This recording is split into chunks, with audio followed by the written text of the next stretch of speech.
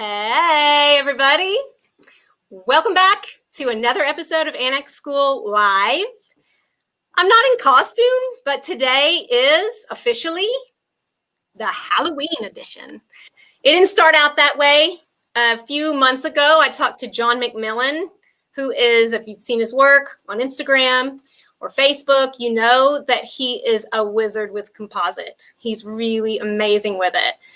And one of the things he's been doing with composite is injecting it over milled or printed dentin. So I knew I wanted him to share that with you guys, and I knew I wanted him to show his technique. And so then a couple weeks ago, when we got back together on the phone and talked about how the episode would go and what he was going to show, Valerie McMillan, John's wife and a prosthodontist, said, we should do vampire fangs. Coming up on Halloween, why not? And that kind of went from there. So I can't wait to show you a very cool digital denture protocol and also illustrate that same workflow, have a little fun, make some vampire fangs that will fit just like a glove on Valerie. We hope. We're going to do it live, so we'll see. But welcome to another episode of anaxSKOOL.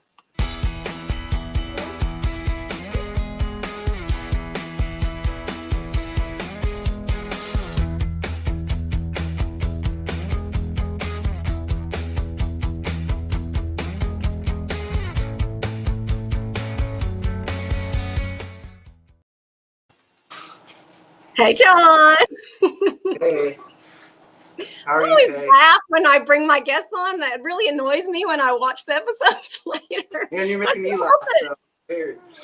I'm nervous. I like your pigtails. Yep. That's not your Halloween costume, is it, though? That's not like a wig. No. That's the real deal. No, it's a real thing because I have COVID-19 here. I haven't had a haircut since 2019. So I'm going Sweet. this whole year without a haircut. Let's see if I can make it all the way. Well, welcome. Thank you so much for joining us today. I'm really excited that it's not just you, although if it were just you, it would be enough for me. But it's even better than that. It's you and Valerie. There she is. And Trip. Yeah. Making this It's first a family affair. So one of the things about COVID is I think all of us are used to seeing everybody's kids pop up from here and there on web meetings and things. So just keeping with the COVID tradition with the hair, with the child, I like it. So today you guys are generous with your time enough to share a workflow that has been something you've been working with in the practice, in the lab, to make digital dentures look more like what we're used to being possible with analog. So I'm excited to ask you guys some questions about that and to go over your workflow. I know this banner is a little misleading. It's 3D printing, it's composite injection. There's often some milling in there as well with the teeth. But what I'd like to do... Analog. We throw a lot of analog in. So yeah, I think everything. What I love, a couple years ago when you were telling me kind of where you were thinking to take the clear Flask and the digital dentures, it made so much sense to me. You seem to have this ability, both of you, to see the best advantages of 3D printing and new CAD/CAM technology, but also marrying it with analog so you don't lose quality. So you're getting the best of both worlds, which I think is great. I know that you do some crown and bridge with the composite injection as well, but today I thought we could look at dentures mainly, and then we'll go back to crown and bridge with some vampire teeth. So one of the things, the way that the vampire teeth came up was really Valerie's idea. And we were talking a couple weeks ago about how there's like a whole vampire world out there, like a whole culture. It's a big deal. There are vampire balls in New York City where people are getting these vampire fangs made and they wear them now and again to these costume balls. But Valerie, you were telling me also, like, this is not something you would normally do for patients or recommend be done. So let's get that out. I would never make these for a patient because they are a hazard, because they could be swallowed, they could choke on them. So I would only make them for myself. but Okay. that's just my disclaimer on there. So Got it. It's just for fun to illustrate the process. There we go. Okay, makes sense. So maybe you guys want to start out by showing a little bit about your workflow. I know you have some images you wanted to share, John. Yeah, Your presentation. absolutely. Yeah, I got a little keynote here, just kind of going through some of the steps. Now, when I first started doing this, it's changed a lot. Every case is different, and I utilize the different aspects or ability that I have with 3D printing or the analog, just whatever works for me. Like we've done from digital dentures in the beginning to I've had a chance to do veneers for a very young patient, that was a no prep situation, but had a lot of ortho work done and wasn't ready to actually grind on these brand new teeth that are really pristine, but to then like make her a beautiful smile with veneers, with the injection system. So with an analog wax up, I was able to create a smile and then injected them, and then Val seated them, of course, and so we've used it in a lot of different ways. But one of the ways I have documented here is with some dentures, and I will show those veneers as well. How do we pull it up here? All right, here we go. So this first case was my first try. So I was doing this is a milled Avident situation, milled Avident denture that I had them do out of monoblock. So it's one color, monolithic, and what I did is cut it all back and re-wax this to my full anatomical scheme, like with my anatomy, my shapes and stuff. That's kind of one of the things I like to do, because this is an actual overdenture, so it has some locators on it, and it was opposing one of my zirconia hybrids that I previously did. So there's a lot of ceramic work, a lot of color and character, and I wanted to match that, or had to match it with this lower overdenture. And so the only way to do that and do it aesthetically was to use the composite system. And so it gave me an opportunity to do a cutback, and basically I treated it exactly like I would a ceramic case, with the same kind of philosophy in my cutback. And here it shows a little bit of the mamelon structure I did on the lowers, and I stick to just the anteriors as far as Is the layering. yeah, John, one yeah, thing that I get a lot of questions about, like, why would you spend this much time, making a digital denture look great? And what you just illustrated, I had never thought about before. I mean, I'm not chairside, so I don't see these cases all the time. But what you just mentioned about how you knew how beautiful and natural the opposing arch was going to be. You're not going to stick some like mediocre denture on the lower there to contrast with it. So you need to match it. So I'd never thought about it from that perspective before. Yeah, absolutely. I that would be, the contrast would be so stark that that wouldn't fly with anybody. And so it was an opportunity for me to be creative and have fun with it. And I of course used all the anaxSKOOL composites to dress it up on the tissue part. And I don't know that I have a final pick in here, but I do have one of the final scenario. So that one looked good. But right now I'm just kind of going through some of the steps. So the workflow steps, yeah. The workflow. And so what I did is I used your guys's your clear CLO after I did the mamelon cutback here, and then I So just for people who aren't familiar with the anaxSKOOL composites, really quick, the Anax blend system is our tooth shade line, and that CLO that you use, the CLO is completely clear, flowable. You cannot use it as an external layer because it doesn't have any filler, so it's going to yellow really quickly. But what you're doing with it to intensify the mamelons, you're going to sandwich it under enamel, so it's fine. Yeah. So everything. I mean, it's not.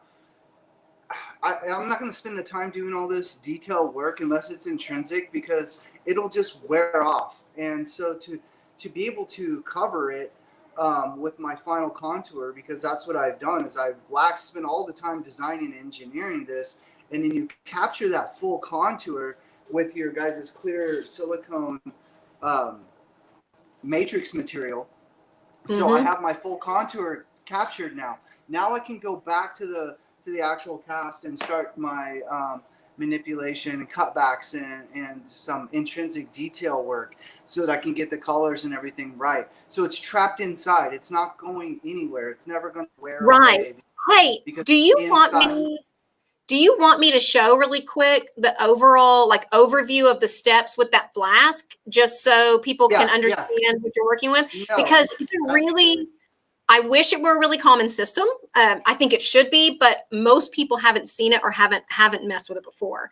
So if you don't mind, I'm going to remove your screen and bring mine up. Okay.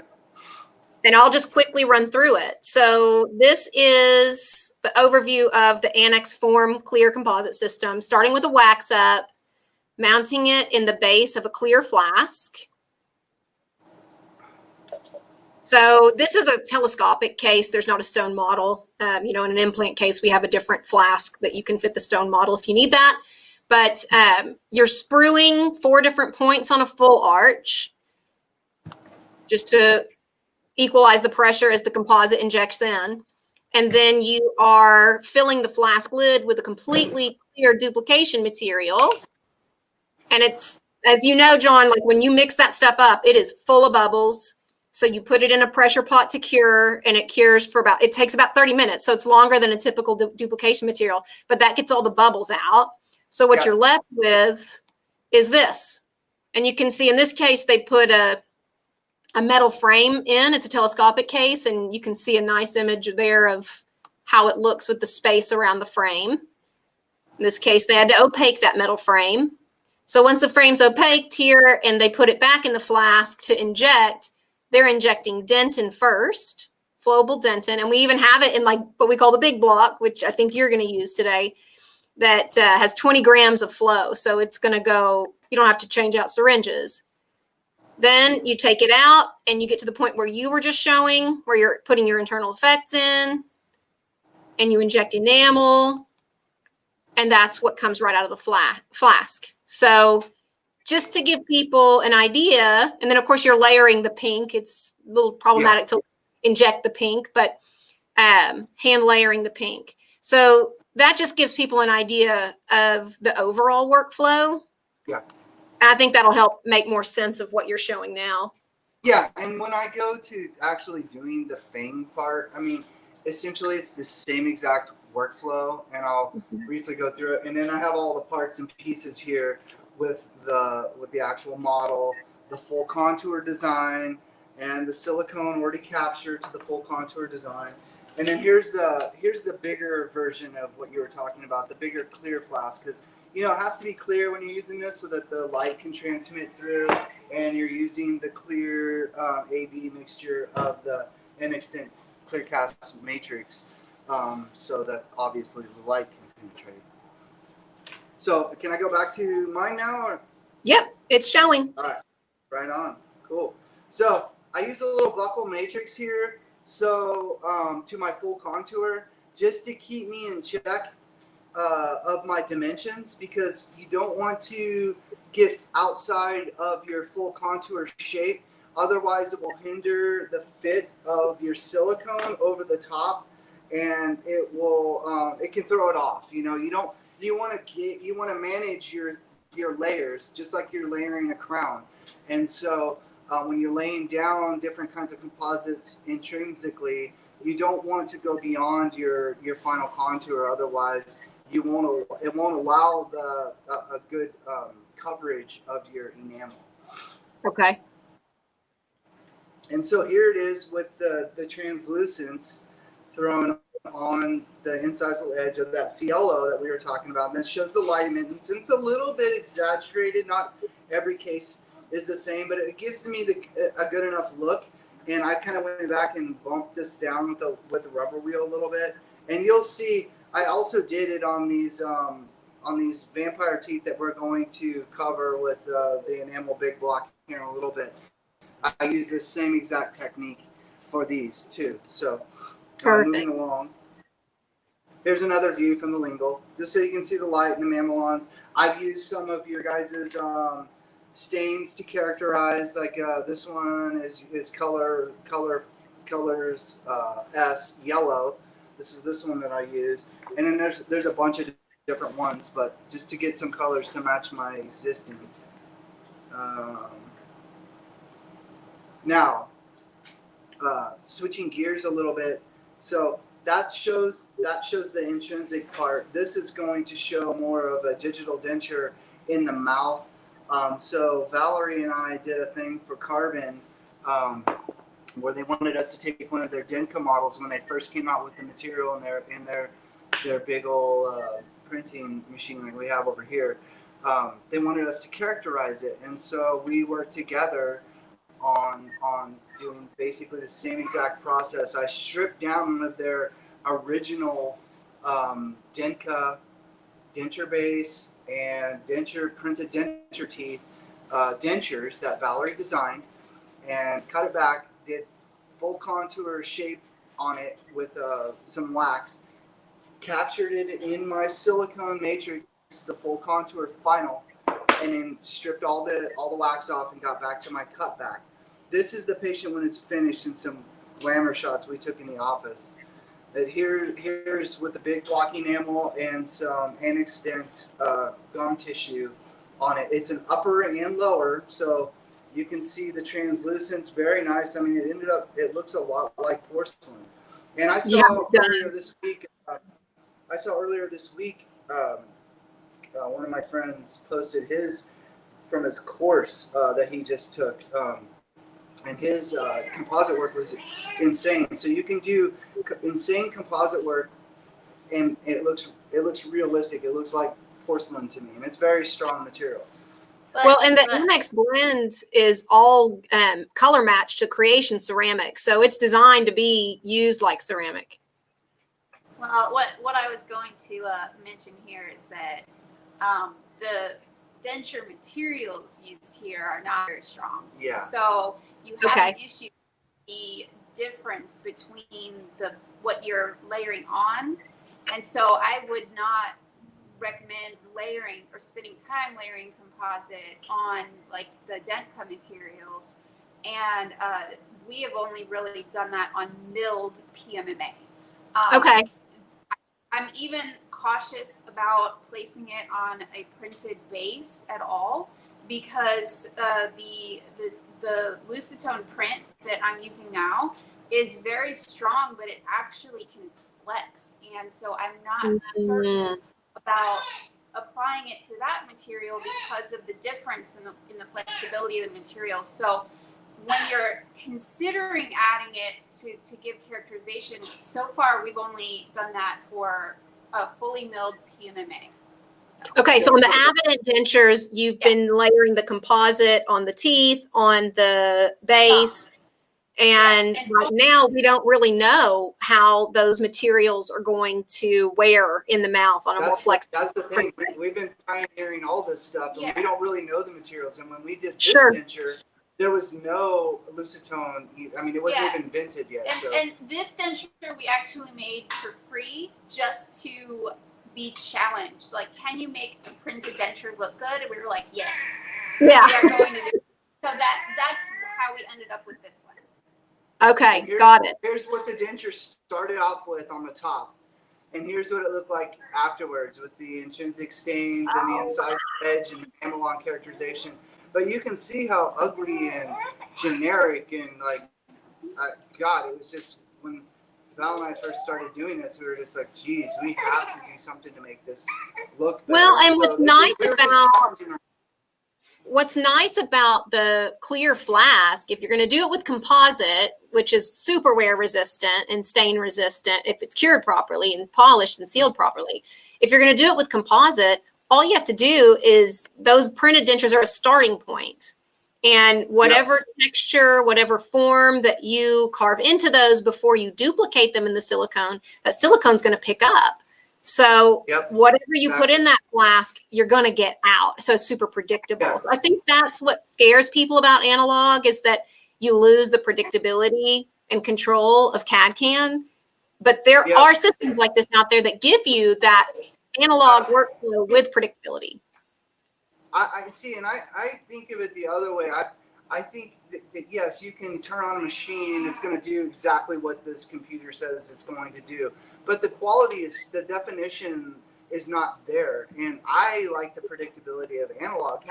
Taking a little bit of extra time to capture something like this after I put in the hard work and hours of design, and Valerie did the design, and I did some waxing or whatever we did. I want to capture that detail. And it's lost both in milling more so and printing even a little bit, but I just like to do this. Kind of gives me an opportunity to be a little bit more creative and to capture the details a little bit more.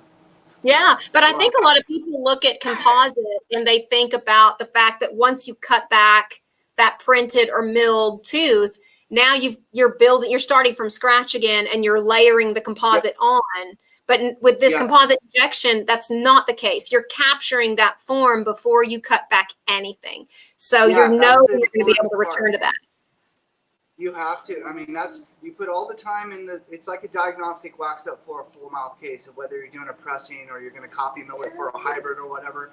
I put all the detail into that initial, because then you capture it and you save it. That's your analog STL file. Hey, and while we're getting John back, hey, sorry, John, I'm going to take that opportunity since your camera froze for a minute. We've got somebody that was asking if there are any guides or steps to be followed for pink composite layering. And I was just going to mention to that person, we did see your question. Yes, there are on our YouTube channel where you're watching this.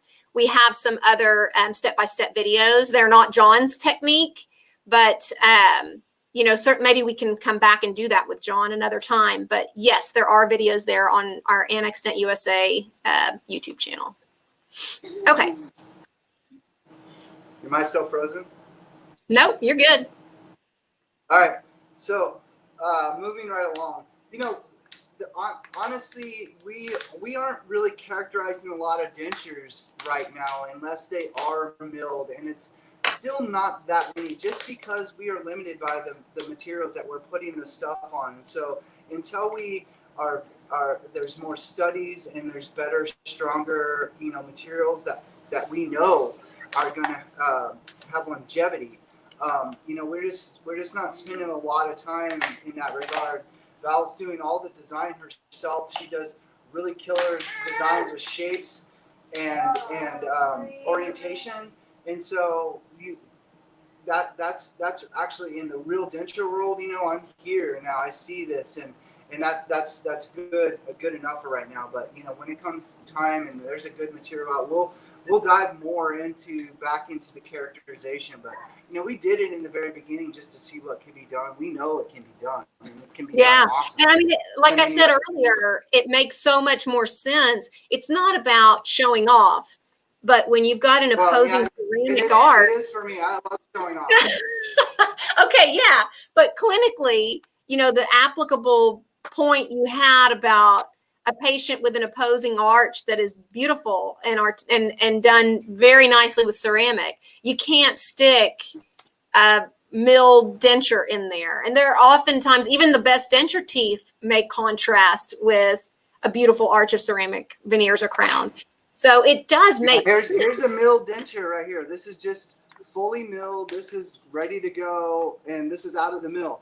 It would take another 2 hours per arch for these to look good, and this is milled. So I mean, I call it McMilling because I go in and grind the crap out of all this stuff and treat it as if it were a porcelain case or whatever. Okay, so let me ask. A lot of things. You got opening braziers. You got a detail. With textures. So let me ask both of you, because I know you're pioneers on the removable materials, removable workflows. I know you're pioneers on that, and that some of these things you're doing just to see what can be done, like you said. She is. She's the pioneer on the removable side. Let's talk to both of you then. I have a question. What are the advantages, other than just seeing what can be done with new materials and new workflows? Hey, Trip. What are the advantages? Why is it worth the time to take that milled denture and make it look good? Why not just start with a beautiful set of denture teeth and process a traditional denture? What's the clinical advantage of that milled denture? Okay, I'll show you a case if you can go back to the keynote. Yep. This is a case on implants with milled teeth, and the reason why we had to characterize it is because there was no room to place pre-manufactured denture teeth in this case. The implant positions and the amount of interocclusal space was that I could not use the nice Vita teeth or the Dentsply teeth that have characterization, and the patient already had a monolithic milled denture and did not like it. So I was like, I know I can do better, but it's going to take some extra work. So this is John's kind of a demonstration of how he left the posterior teeth intact, did not layer them for strength, and then the anterior teeth, he did do the characterization. And if you notice how short the number 4 and 5 tooth is there, that's because the locator is right underneath that tooth. Okay. So we had to use the PMMA. We had to mill these teeth because there was no way that we could do it any other way. So okay, that makes a lot of sense. And then I love. Do you guys have a picture of the cutback that he created for the on pink? that one, yes, here. Well, there's one side of it. This shows the one side cut back where I did the intrinsic. Got it. Okay, so the reason I want people to see that is that we get questions a lot. What is the best composite for me to buy? I just want to paint a little bit on the surface of these printed dentures or milled dentures. Just painting a little bit of composite on the surface is not a good idea unless you're covering the entire surface, because a feathered edge composite that's feathered out to blend with the base, there's nothing you can really do to prevent that from starting to break down and stain and degrade over time. So this kind of swimming pool type cutback you're doing is the only way to manage that transition line predictably. So I think it's really important for people to see that's the best way to do it. Yeah, that's an undercut basically all the way around the rim, and then up underneath the cervicals of each of the tooth. I usually go back to either the first or second bite, depending on the smile. For the pink characterization, I don't even go all the way back to the posterior unless it's something that I used to, but on these kinds of cases, we don't really have to. It's not seen. It's not there, and I just don't want to throw more risk in all the way back into the posterior. So in the visible areas, I create an undercut with a number 6 burr. I gouge a trench out basically all the way around, so I window pane the whole tissue area on both sides and underneath the teeth, creating a mechanical retention. It's like a C shape, so to speak. And then in between each of the root structures of the tooth, I go in a little deeper so that I can bury a little bit of the reds or I like the red. Yeah. And I use the, what's my favorite, that enamel, the white The TI1? Yeah, that one. I come up with that one and give the highlights of the blanching and stuff, and then I can work with my light and my dark pinks or orange pink if I need to, and then finally I'll come over the top with some more red in a different area or whatever, maybe some yellow or whatever I need to match the specific shade. But hey, we have a really good question. We have a really good question from Dr. Fuqua in Dallas. Hey. He is asking something we just skipped over. So are you guys concerned about the bond between the milled acrylic or composite due to the basic property differences of the materials? And you did talk about that already, about the flexure of the material with the printed bases. Even the Lucitone printed base in the carbon is a little flexible, and it's certainly more flexible than composite. So you guys already mentioned you're not really into characterizing those bases at this point with composite because we don't know what'll happen long term. On the milled, go ahead. Well, on the milled, I think we do know a lot more about that. As far as implant screw retained hybrid prototypes, for example, we know that there's not an issue with the bond of the composite if it's managed properly. We know there's not an issue with debonding on something like that. So we could extrapolate that this is going to be okay too on a milled base. Have you had any issues with the bond and composite on a milled base? No, because like you said, you follow that primer and preparation, and then creating also the extra backup and mechanical retention. All those three things coupled, and then also you need to have the space. So you have to have the integrity of thickness in the base still left to maintain the rigidity.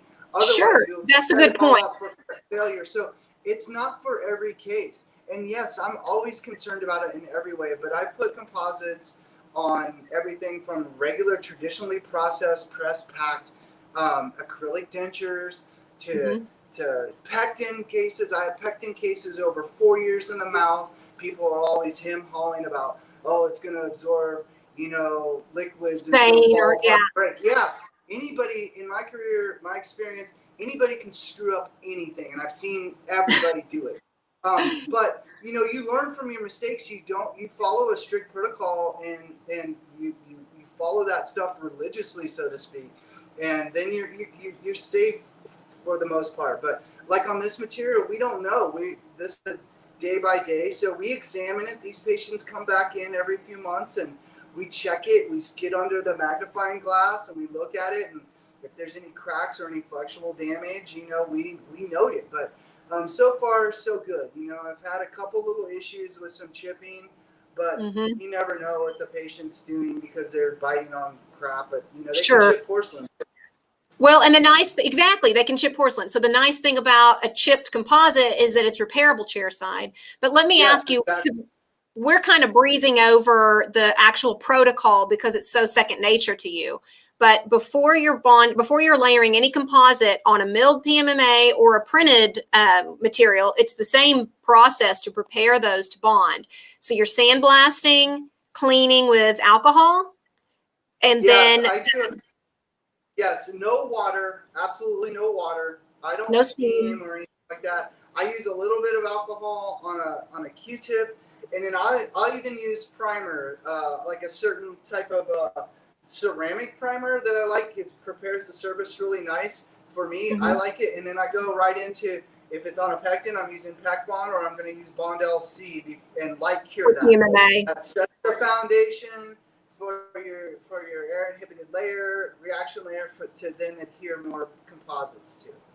Okay, got it. I just wanted to touch on that. And with both of those primers, the Pec Bond and the Bond LC, it is so important for people to understand thin layer. Like if you slop it on there, it's not going to cure completely, and it's basically going to dissolve whatever you put on top of it. Yeah. So thin layer of primer.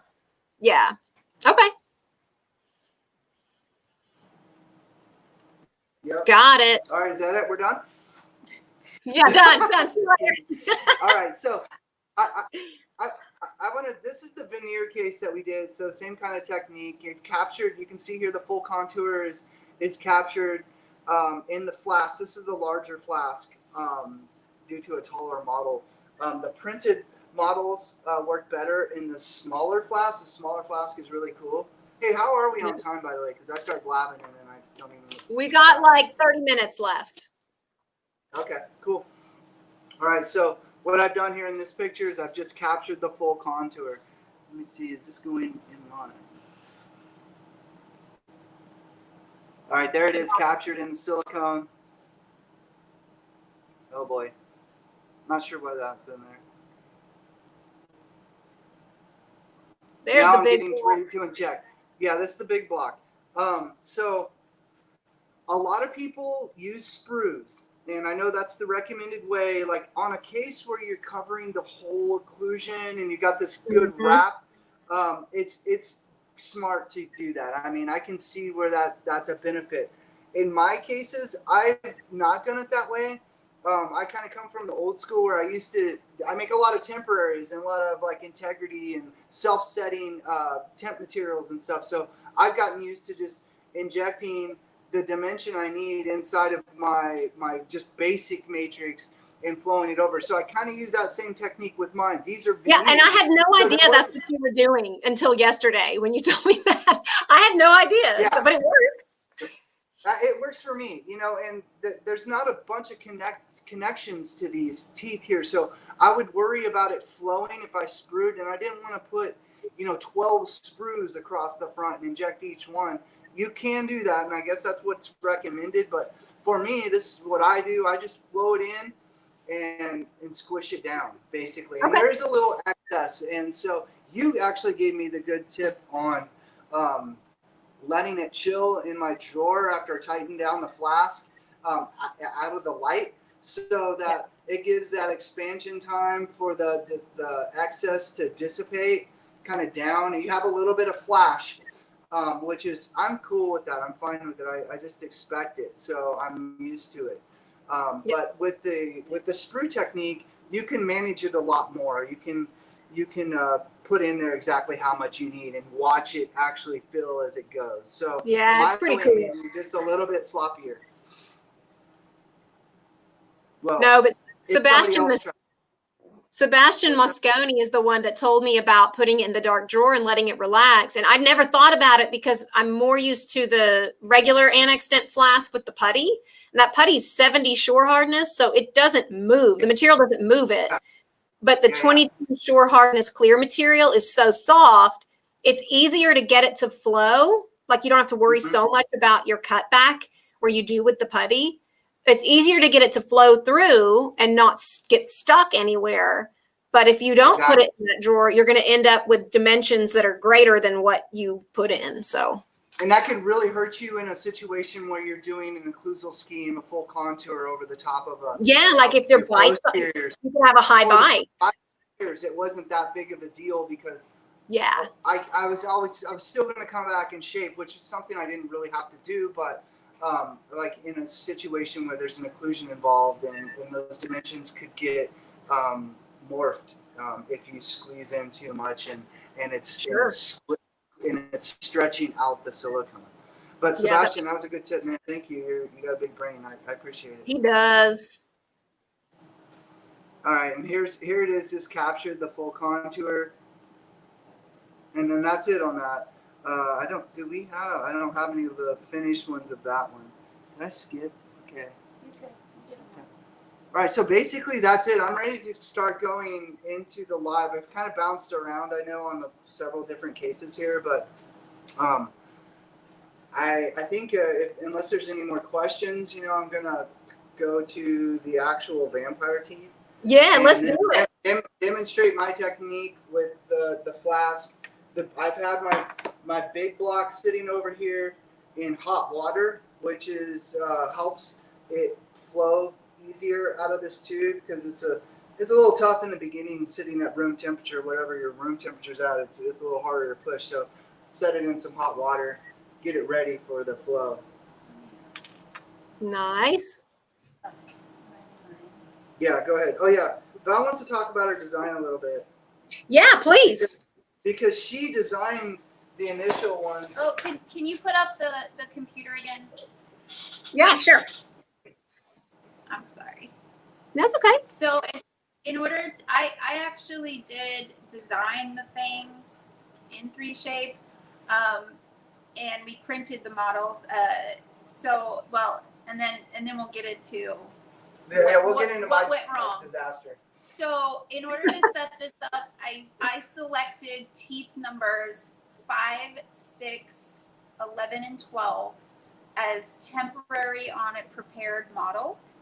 Okay. And I picked those because I wanted to start with teeth with cusps rather than like actually picking the lateral incisor.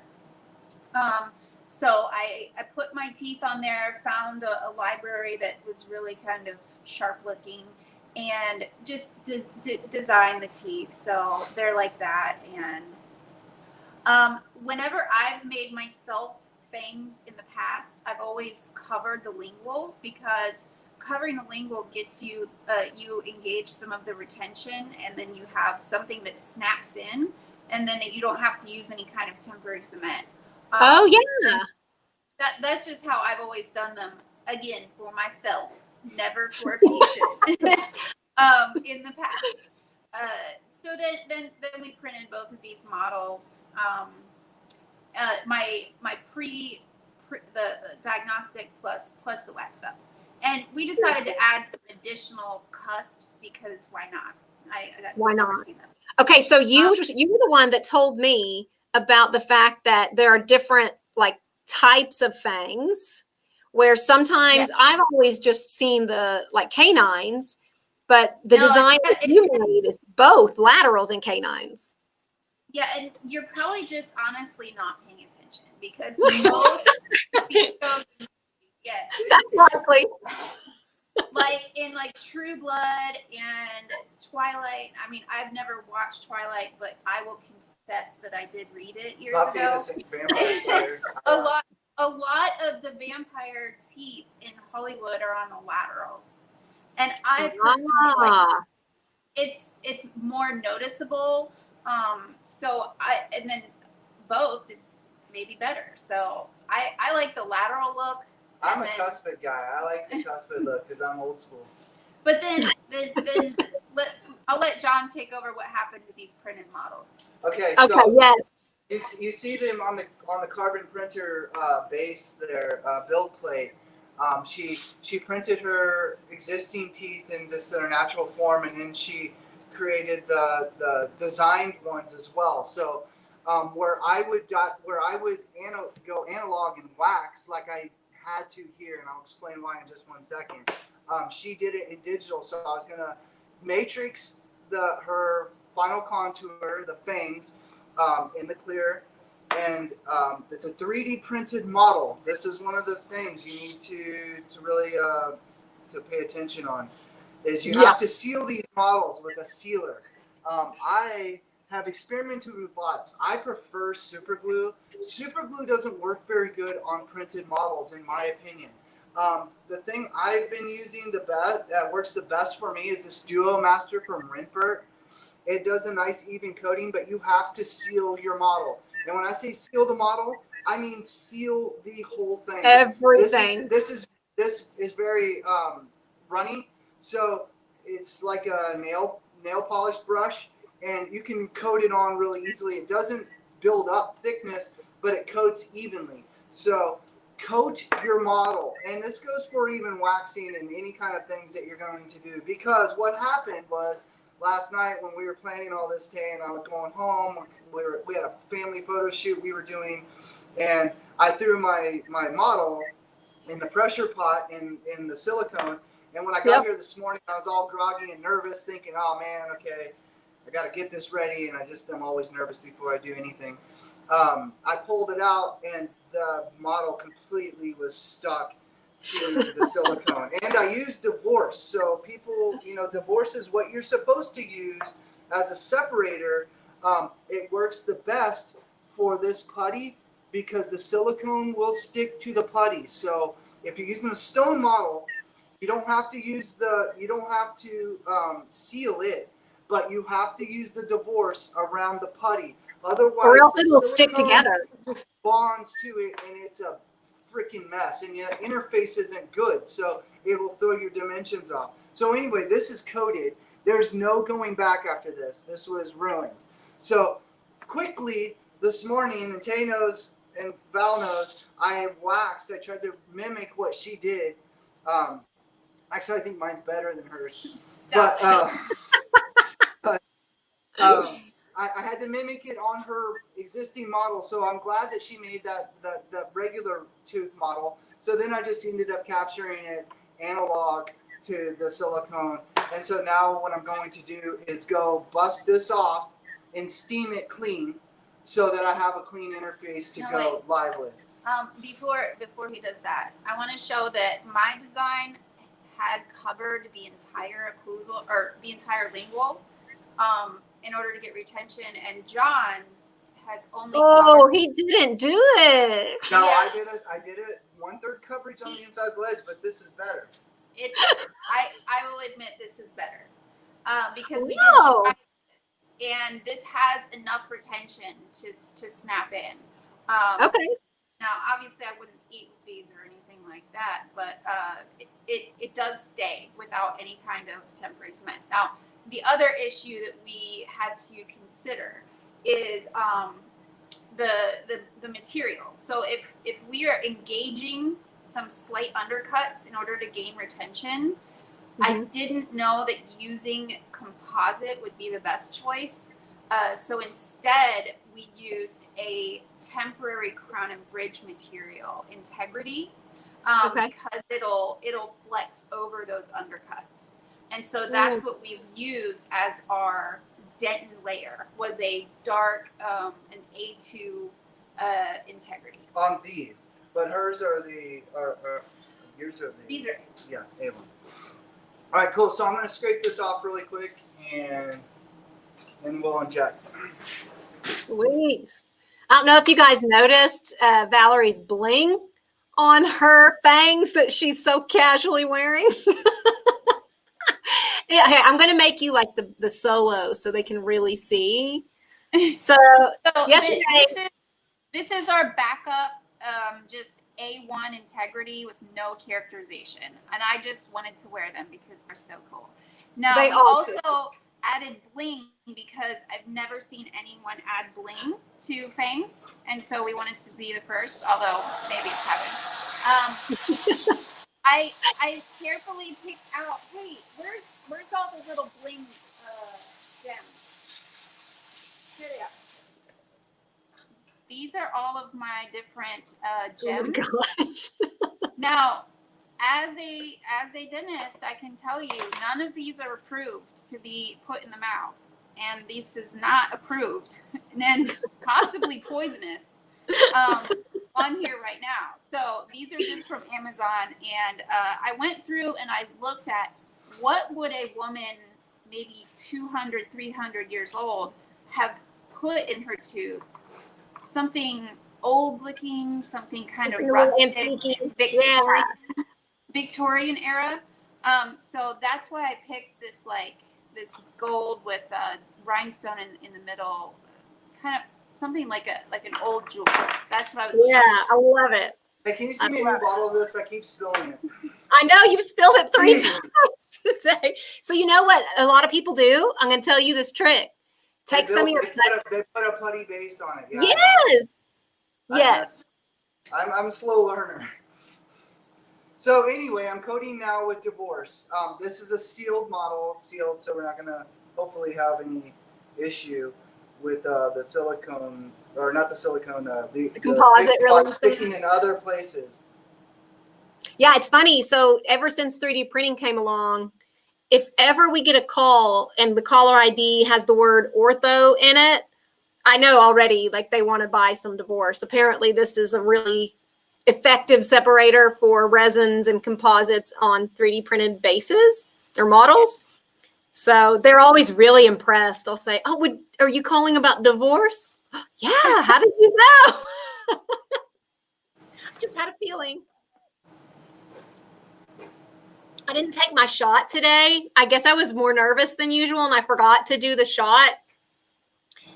I've been sipping it, and you say it's gross. With every sip, I think it's more delicious than the last. That happens. It's a cold day today, so it's kind of nice. Like, it's warm. It's better than coffee, even. It's good with coffee.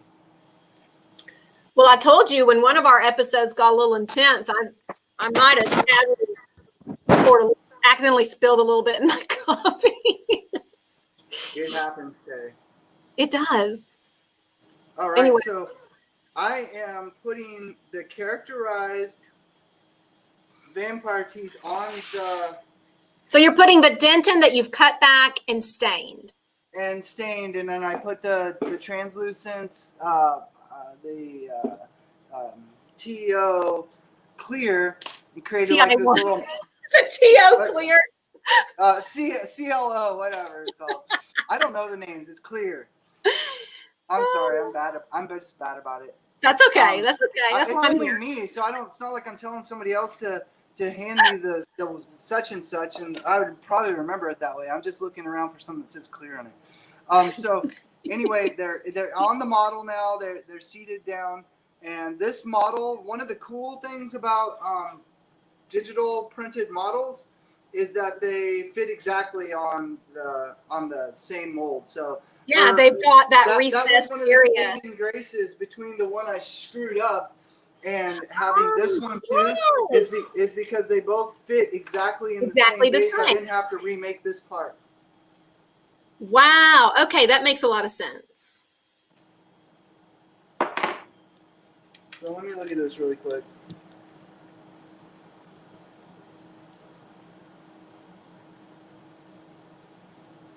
So you use that little, you showed your buckle matrix that you use sometimes. Are you always kind of using that to check before you put it back in the flask to make sure you've got space?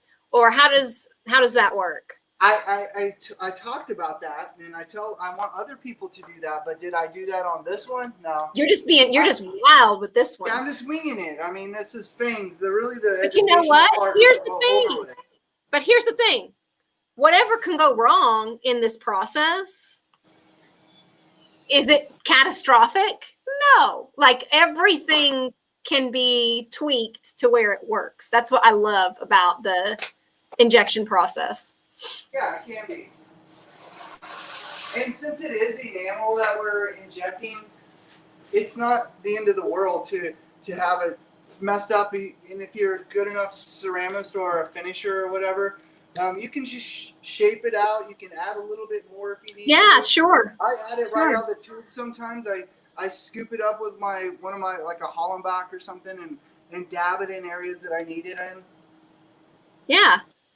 Yeah, it's not like you have to put it back in a furnace again. I mean, you just put a little Bond LC on and add some to it. Or.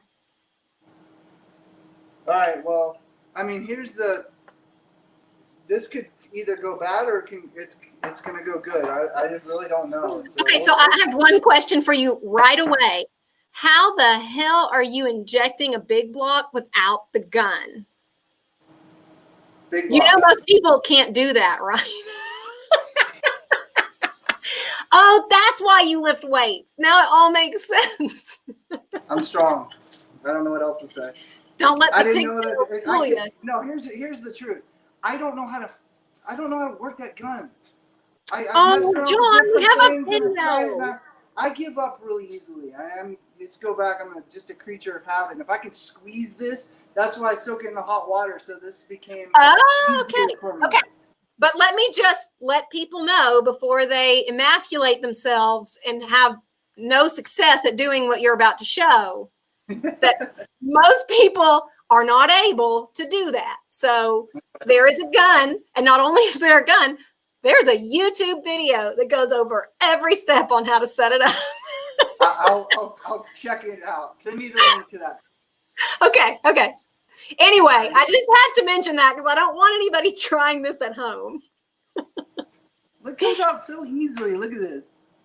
Yeah, look at the veins popping out of your muscle right now.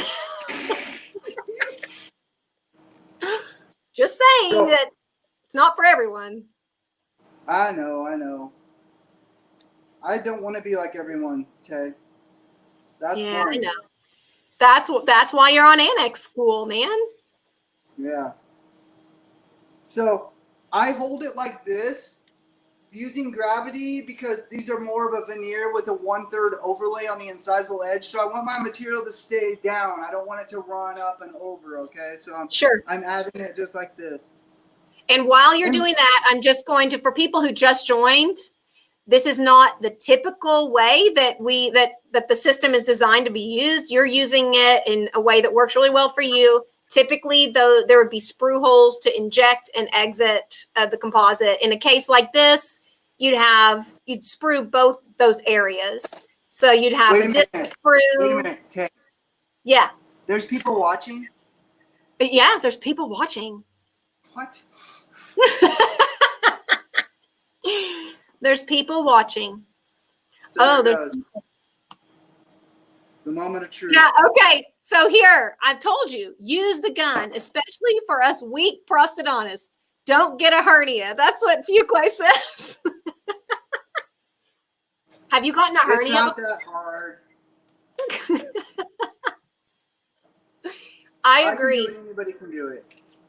Yeah, well, I can't. I've tried. When I forgot to pack a gun. Did you soak it in the hot water? No, I forgot a lot of things at that course. Yeah, you just set it in here. It makes it really easy. So yeah. now we're locked in. Wait, man, I keep thinking the camera's up here. Okay, so the camera's right here.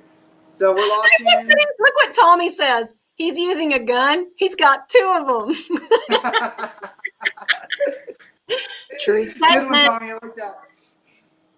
All right, so I'm going to use the Sebastian Mosconi technique and put it in the drawer for a little bit. Just to let it settle for a second. And then I'm going to light cure it. And I mean, so what I like to do is, because I do it this way, I've had to develop my own curing technique. See, now I got you taking shots because I've gone way off, right? No, I'm sipping. This is the first shot. I still haven't finished it. I'm good. Since I do it this way, I end up with a little flash, something that's going to run over on some of the other stuff. And so I'll hit it with my wand, wherever that ended up. Okay. I'll hit it lightly with a pulse of this, just to set it slightly so that I can get the flask off and trim away some of the flash before I do my final cure. Yeah. That makes sense. Because if I do a full-on cure, it just gets too hard. It's too much of a mess all over the place. It's just like when you're doing an integrity style temp or whatever temp material you use. The flash that squeezes out past the matrix, you're always picking at it a little bit with your tool, and then you flick it off. And then removing it before it hardens. Yeah, that makes sense. So if you were injecting it, you're still going to have flash. I mean, honestly, here, I'm going to pull up that image again. So this case here was injected using the Flask with the injection, actual true injection with the sprues. And I mean, you've got flash. It's still going to be there. Yeah. Okay. Well, good. So even with no, you're not the only one. I don't know that your method really causes more flash than injection. I don't know. It can if you get overzealous with the material that you add. So the more you add, the more flash you have. I mean, you have to know how much you cut back. And I know I probably add a little bit more, but I also want to err on the side of adding a little more than too little, because then you end up with air bubbles and other busy work that you have to then go fix. Sure. So it's easier to remove flash than it is to go fix bubbles and contours and shape. And it's, when you're messing with composites, you don't want to get it dirty with diamonds and stuff until you absolutely have to, and then you're at that stage. So when you're adding it, you still have to be really careful with it being clean. Yeah, that makes sense. Hey, Dora's telling you what's up. Dora's waving at you. Dora Rodriguez. Hey, Dora. She's all over the place now. So let's talk real quick about light curing units. I know a lot of people want to use their 3D Cure box. 3D Cure boxes have like one wavelength, not a range, just one, because it's specifically designed to cure that 3D print resin. Are you guys using your 3D Cure boxes to cure composite? Like what is your curing protocol after you get this out? We have so many different cure boxes here. I know. We have the NeXTint unit. We have an awesome Dreve unit, which really works good. I use that a lot. And then we have the brand new, we have the old school triad and basically the brand new triad, which is the speed cure for the new Lucitone material. But it's just the old triad on steroids. But does it get hot though? Does it get as hot as the old triad? No, it doesn't get as hot, but it will get hot. But it's got like 20 more fans inside of it, so it keeps it relatively cool. I put this in it. This fits perfectly on the tray and rotates and clears all the lights. Just so. Wow! Because that's the other thing, that the Flask you're using today, the smaller one, fits in quite a few. Yeah. So see the size difference. Not every light cure unit's going to fit that big flask. So the anaxSKOOL light unit is made to fit it perfectly. And then it does fit in the Dreve, like little R2D2 looking one, Yeah, the that's little one we have. red and black The one. PCU LED. Yep, but you have to put it like, oh no, you're talking about the big one. There's a Yeah, the little big one one. even. Okay, The no, we little have one the will biggest. fit it if you like put it on its back, like Okay. have it facing up. Standing up, yeah. It'll work, but it doesn't rotate. We get so many questions about light cure boxes and what works and what doesn't. And I think the big thing that people don't understand is that every single light is designed with a certain range of wavelength of light. And the composite system, different elements of the system require different wavelengths of light to cure them. So like the glazes are going to be a super low spectrum, and the composites and the stains actually are low too. And then the composites are higher, and every single component's different. So if you're using a light cure box that's designed just to cure a 3D print resin, you don't have full range. So it's going to cure some things and not others. And we find a lot of people get frustrated because they're trying to figure out which box to use for which step. Just they're trying to use old systems, light cure boxes, and I've taught at so many labs all over the country and other countries, and they try to get things to work in old systems. Like some people still have the old Targus Vectress. Yeah, absolutely. Light power machine or whatever it was called. And I'm like, man, that is no different than your kitchen light. I mean, it's really but see, now here's what can be learned from that. Y'all still got your Targus lights around. So if you bought a good light that has the full spectrum, I don't know, from maybe Annex in North America, that light's going to be around in 20 years. Just buy the dang lights. So this is right. I pulled it out now. And this is what it looks like. You can see the translucent. You can see the intrinsic stains. So that's all internal now. Whoa. Okay, so can I ask you a big favor? Can I ask you a big favor? At the end of the show, can you take some pictures, some nice pictures that we can post in the comments so people can see? Val brought like 3 different lip shades of lip color. And I'm going to put them on, and we're going to take some pictures. I'm just kidding. She's going to put them on. She's going to be the model. I'm going to take some cool pictures of her, and then I'll give them to you to post of the final result with the bling and everything. Cool. I was just like, no, let's just do her. But I mean, I'm going to go through this in the final cure box now and let it cure for a little bit, and we can guess a little bit. So are you using cover gel? These, are you? No, we'll just post pictures later. I just wanted to show the process. But are you putting cover gel on the teeth before you put them in the final cure? Yeah, I put cover gel on. I got it right here. Okay. Somewhere. You know, I made a whole video about why you use cover gel. I'll just sit here and talk. We can finish up the last bit if there's any questions or if you have anything, and then I'll cure that and post the pictures. Put the gym in. Oh, put the gym in. Okay, I'm going to put this gym in really quick. Because I did. What do you use? What do you use to attach the gem? Area out for it. Do you just use flowable composite to lute it in? Yeah. Yep. Okay, so I want to mention that the reason Valerie just stopped him and said do it now is that you still have the inhibition layer on the surface. Yep. So after you would have applied the cover gel and cured it, that would have cured the inhibition layer, which means you're just going to have to put Bond on and cure the Bonder, Bond LC, so you can add to the surface. So it makes way more sense to do it now when you've still got that sticky inhibition layer.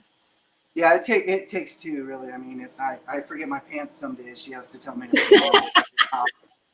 So here we go. And this is it. Oh, that's so cool. It's got the cool Victorian style bling on it. It makes so much sense to have the bling. Like, why don't all vampire teeth have bling? Now, really, I may even go next level with my own set later, because now I want to take things over and beyond the top. Like, I could put some really cool crack lines and some wear of a real 1,000-year-old vampire. Think about his teeth. A real 1,000-year-old vampire. Some awesome characterization, even like tinge of blood on them, maybe. I mean, they do eat human flesh every night and other kinds of animals. So I think it's only suitable for me to create something really, really You're badass. scaring Trip talking like that, John.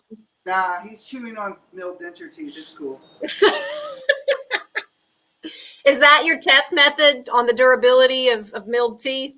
Yeah, he's doing some wear studies for us. Y'all are awesome. Thank you so much. I think if you're going to take pictures afterwards, that's probably it. I think you explained everything, and you guys, one of the things I've always loved about watching you teach or just being involved in your courses. I mean, I know you seem like kind of a wild man if people see you on Instagram or Facebook. You are a fantastic teacher. So I've always enjoyed doing courses with you and watching you teach.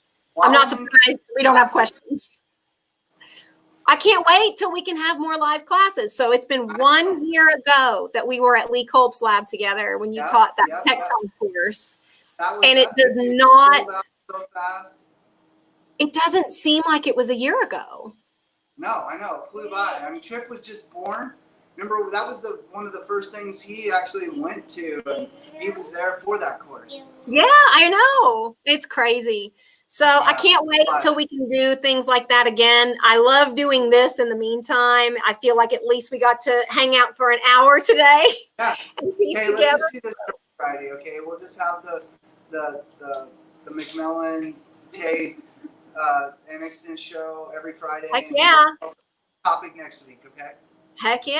I think that we should probably do a pink episode. I think that would be fun. Do a pink episode. So we'll have to work on that. That's harder. It's not. Well, no, it is. Time on my feet, right? It's not something I can just whip out. That's something that takes time for me, and that's like a 2-day course for me. Okay, well, then we have to do a 2-day course sometime soon. That's all there is to it. Deal. Valerie and John, thank you so much. Thank you, Trip. He was so good the whole time. Wow. Bye. Can you say bye? Say bye-bye. Say bye-bye. Oh, thank you so much, guys. So I will post those photos, or even you can post the photos if you want, John and Valerie, in the comments. Yeah, heck yeah. So thank you so much. You guys have a happy weekend and a happy Halloween. Judging by the pictures from Halloween's past with the McMillans and individually, I think it's going to be a really fun one. So I'm a little jealous. Oh, Trip's excited too. We're having a rave at our house on our porch. So we've already purchased. We're taking our Burning Man outfits. We bought laser light shows and glow sticks and LEDs and hula hoops and everything that lights up, possibly light up. We're turning our porch into a rave with music, and we're just gonna do COVID-19 Halloween rave style at the McMillans. That's what Tommy Rogers says. Hell yes. I'm not sure if he's saying hell yes to the pink composite course or to the rave on your porch, but he might be there. Either way. Maybe we'll do a rave pink composite course. That would be even better. Oh my God. Now we're talking. Well, thank you guys so much. Thanks everybody for watching. And we will, I guess, stay tuned when we're going to have another McMillan course. Oh, nice hair. The hair had to show at the end. That deserves some viewership. This is what George Washington looked like when he crossed the Potomac. It is? I like it. All right. Thank you, Ted. All right. Bye, John. Thanks so much. Bye. Bye.